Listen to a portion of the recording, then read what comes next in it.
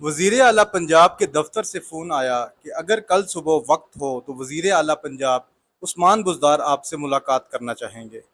میں نے فون کرنے والے کو بتایا کہ کل صبح میرے لیے اسلام آباد سے لاہور آنا مشکل ہوگا۔ فون کرنے والے نے بتایا کہ وزیر اعلیٰ پنجاب اسلام آباد میں ہیں اور وہ ملاقات کے لیے آپ کے گھر آنا چاہتے ہیں۔ اگلی صبح وزیر اعلیٰ پنجاب اپنی گاڑی خود ڈرائیو کرتے ہوئے میرے گھر تشریف لے آئے۔ اس سے قبل ان کے ساتھ میری صرف ایک سرسری سی ملاقات تھی۔ یہ ان کے ساتھ پہلی تفصیلی ملاقات تھی اور انہوں نے بڑے عاجزی کا مظاہرہ کرتے ہوئے بتایا کہ جس دن وہ وزیر اعلیٰ بنے تو انہیں یہ بھی پتہ نہ تھا کہ پنجاب اسمبلی کدھر ہے۔ وہ صرف اور صرف عمران خان کی وجہ سے وزیر اعلیٰ بنے ہیں۔ انہوں نے ڈھکے چھپے الفاظ میں کچھ مشکلات کا ذکر کیا۔ میرا خیال تھا کہ وہ تحریک انصاف کے اندر موجود اپنے مخالفین کے ہاتھوں پریشان ہیں۔ تھوڑے دن بعد پتہ چلا کہ army chief general Qamar Javed Bajwa ان سے خوش نہیں اور ان کی جگہ علیم خان کو وزیر اعلیٰ بنوانا چاہتے ہیں۔ یہ وہ دن تھے جب آرمی چیف اور وزیر اعظم اکثر تقریبات میں ساتھ ساتھ نظر آتے اور شیخ رشید احمد صوبہ سندھ میں گورنر راج نافذ کرنے کی دھمکیاں دیا کرتے تھے۔ کسی کے وہم و گمان میں بھی نہ تھا کہ باجوہ اور عمران خان کی لڑائی ہو جائے گی۔ ایک دن عثمان بزدار کے ایک قریبی ساتھی نے مجھے سیالکوٹ کے ایک تھانے میں فراڈ اور غبن کی ایک ایف آئی آر بھیجی۔ اس ایف آئی آر میں جنرل قمر جاوید باجوہ کا نام لے کر ان پہ الزام لگایا گیا تھا کہ انہوں نے کوئی ٹھیکہ دلوانے کے لیے 25 لاکھ روپے وصول کیے لیکن ٹھیکہ نہیں دلوایا، لہٰذا 25 لاکھ روپے واپس دلوائے جائیں۔ ایف آئی آر کا متن صاف بتا رہا تھا کہ یہ باجوہ صاحب کو بلیک میل کرنے کی کوشش ہے، کیونکہ آرمی چیف اتنے چھوٹے موٹے کاموں میں ملوث نہیں ہو سکتا۔ میں نے یہ ایف آئی آر باجوہ کے ایک ساتھی کو بھجوائی تو انہوں نے اسے جھوٹ قرار دے دیا، لیکن جب ان سے پوچھا کہ آرمی چیف کے خلاف ایف آئی آر کیسے درج ہو گئی تو ان کے پاس کوئی جواب نہ تھا۔ پھر یہ ایف آئی آر سیل ہو گئی اور سیالکوٹ پولیس کے اعلیٰ افسران کی جواب طلبیاں شروع ہو گئیں، لیکن مجھے یہ سمجھ آ گئی کہ باجوہ اور عمران خان میں تنازع شروع ہو چکا ہے۔ اس کی اصل وجہ عثمان بزدار ہیں۔ خان صاحب نے عثمان بزدار کا بھرپور دفاع شروع کر دیا اور وہ ہاتھ میں تسبیح پکڑ کر کہا کرتے تھے کہ یہ ہمارا وسیم اکرم پلس ہے۔ باجوہ صاحب نے اس وسیم اکرم پلس کی کرپشن کے بارے میں خان صاحب کو بتایا تو وہ کہتے تھے آپ پہلے شہباز شریف اور آصف زرداری کی کرپشن پکڑیں پھر بزدار کی طرف آئیں۔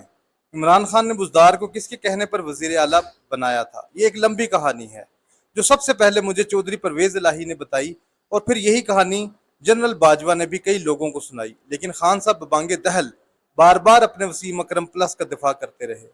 بزدار کو اس وقت ہٹایا گیا جب پرویز الہی کو وزیر اعلیٰ بنانا تھا۔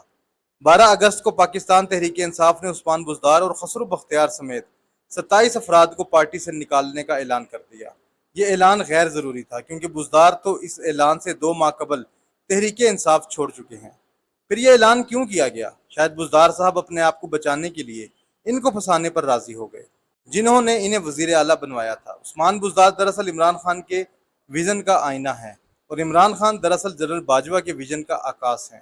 ان میں سے کسی نے کسی کے ساتھ وفا نہیں کی، ایک دوسرے کے ساتھ بے وفائی اور دھوکے بازی کے ان کے پاس 101 بہانے ہیں۔ دلچسپ پہلو یہ ہے کہ عمران خان نے بزدار کو پارٹی سے نکالنے کا اعلان عمر ایوب کے ذریعے کیا۔ عمر ایوب خان ذاتی طور پر بڑے نفیس نستعلیق انسان ہیں، لیکن اتفاق دیکھیے کہ ان میں اور عثمان بزدار میں کافی مماثلت پائی جاتی ہے۔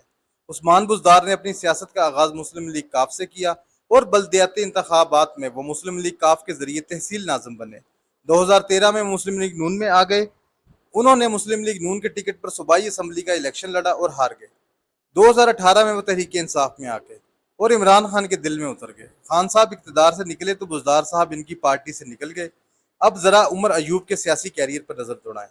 انہوں نے بھی عثمان بزدار کی طرح اپنی سیاست کا آغاز مسلم لیگ کاف سے کیا اور 2002 میں ایم این اے بنے۔ 2008 کا الیکشن ہار گئے اور 2013 میں مسلم لیگ نون کے ٹکٹ پر ایم این اے کا الیکشن ہار گئے۔ 2018 میں تحریک انصاف میں چلے گئے اور ایم این اے کا الیکشن جیت گئے۔